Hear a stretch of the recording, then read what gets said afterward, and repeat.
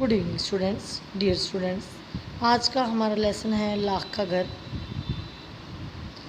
इस लेसन में बताया गया है कि भीम का बढ़ता हुआ शारीरिक बल और अर्जुन की युद्ध कुशलता देखकर दुर्योधन के मन में दिन ब दिन ईर्ष्या बढ़ती जा रही थी।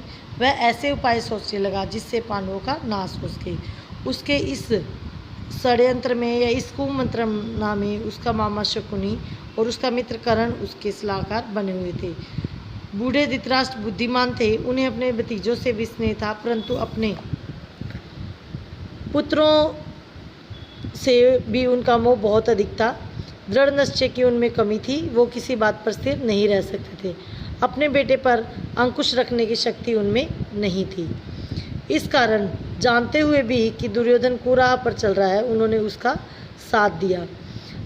इधर पांडवों की लोकप्रियता जो है वो दिन ब दिन बढ़ती जा रही थी। चौराहों और सभा समाजों में लोग बातें करते थे कि युधिष्ठिर ही गद्दी पर बैठने लायक है।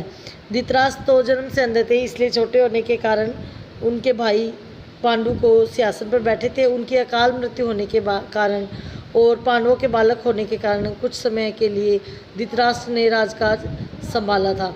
तो अब युधिष्ठिर जो है वो राज्य संभालने योग्य हो गए हैं, तो उन्हें राज्य अपने अधीन रखने का कोई अधिकार नहीं है। भीष्म पितामह को भी चाहिए कि वो जो धृतराष्ट्र से राज्य का भार लेकर युधिष्ठिर को सौंप दे। युधिष्ठिर ही सारी प्रजा के साथ न्यायप्रिय व्यवहार कर सकेंगे, ऐसा प्रजा का मानना था। जैसे जैसे पांडवों की लोकप्रियता बढ़ती जा रही थी, वैसे वैसे कौरवों में ईर्ष्या जो है वो और भी अधिक बढ़ती जा रही थी। एक दिन धृतराष्ट्र को अकेले पाकर दुर्योधन ने कहा कि पिताजी, नगरवासी जो है वो तरह तरह की बातें करते हैं। जन्म से न दिखाई देने के कारण आप बड़े होते हुए भी राज्य से वंचित रह गए। सत्ता आपके छोटे भाई के हाथ में चली गई। यदि युधिष्ठिर भी राजा बन गया तो हम पीढ़ियों तक राज्य की आशा नहीं कर सकते। तो वो अपने पिता को भड़काता है कि इस तरह का अपमान हम नहीं सहन कर सकते। ये सुनकर धृतराष्ट्र सोच में पड़ गए और बोले कि तुम्हारा कहना तो ठीक है, लेकिन युधिष्ठिर के विरुद्ध कुछ करना भी कठिन है, क्योंकि युधिष्ठिर धर्म के अनुसार चलता है और प्रजा भी उसी से स्नेह करती है। यह सुनकर दुर्योधन बोला कि पिताजी, आपको कुछ नहीं करना, सिर्फ आपको पांडवों को किसी न किसी बहाने वानव्रत के मेले में भेज दीजिए। मैं आपको विश्वास दिलाता हूँ कि इतनी बात से हमारा कुछ भी बिगाड़ नहीं होगा।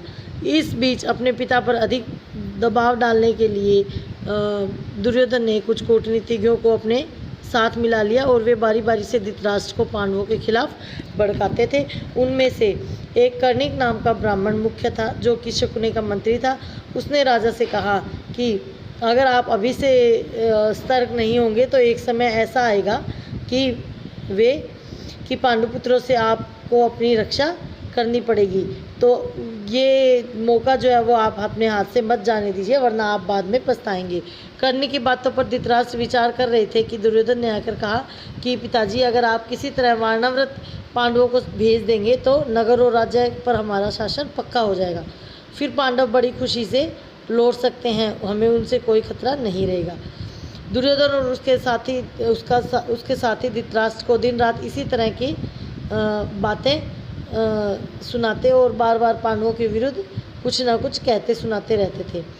और इस तरह आखिर में धृतराष्ट्र कमज़ोर पड़ गए। और दूसरी तरफ युधिष्ठिर ने कुछ व्यक्तियों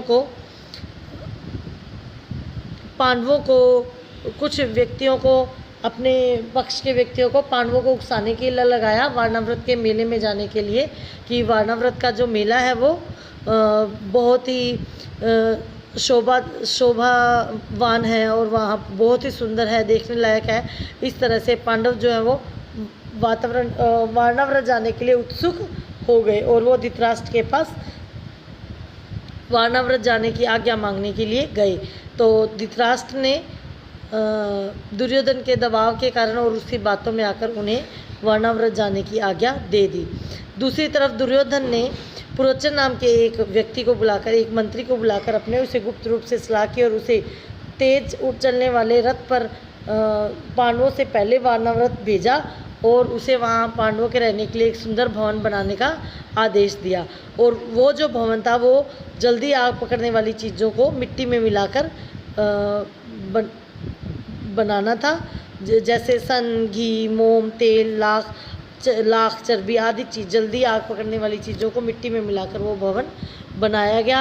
और पुरोचन को कहा गया कि कुछ समय पांडवों को वहाँ रहने दिया जाए और फिर मौका देखकर उस भवन को आग लगा दी जाए, जिससे कि पांडव, कुंती सहित पांचों पांडव जलकर राख हो जाएंगे और इससे पांडवों पर भी कोई दोष नहीं लगेगा।